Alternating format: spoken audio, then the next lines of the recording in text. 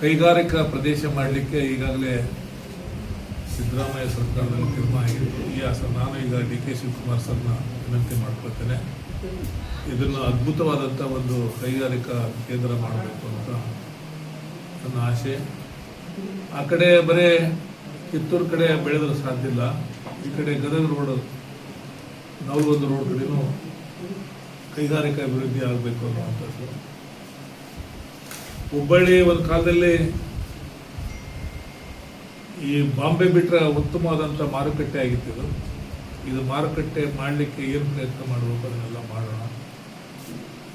ಹಾಗೆಯೇ ಜನಗಳ ಸಮಸ್ಯೆ ಇದ್ದಾವೆ. ಹುಬ್ಬಳ್ಳಿ ಧಾರವಾಡ ಮಹಾನಗರ ಪಾಲಿಕೆಯಲ್ಲಿ ಕುಡಿಯುವ ನೀರಿನ ಸಮಸ್ಯೆ ಇರ್ಬೋದು, ರಸ್ತೆಯ ಸಮಸ್ಯೆ ಇರ್ಬೋದು, ಆನಂತರ ವಿದ್ಯುತ್ ಶಕ್ತಿ ಪ್ರತಿಯೊಂದು ಪ್ರದೇಶಕ್ಕೆ ಕೊಡುವಂಥದ್ದು ಇರ್ಬೋದು, ಮತ್ತು ನಮ್ಮ ಬಡ ವಿದ್ಯಾರ್ಥಿಗಳಿಗೆ ವಿಶೇಷವಾದಂಥ ಗಮನ ಹರಿಸುವಂಥದ್ದಾಗಿರ್ಬೋದು, ಮಹಿಳೆಯರ ಅಭಿವೃದ್ಧಿಗೆ ಮಾಡುವಂಥದ್ದು ಇರ್ಬೋದು.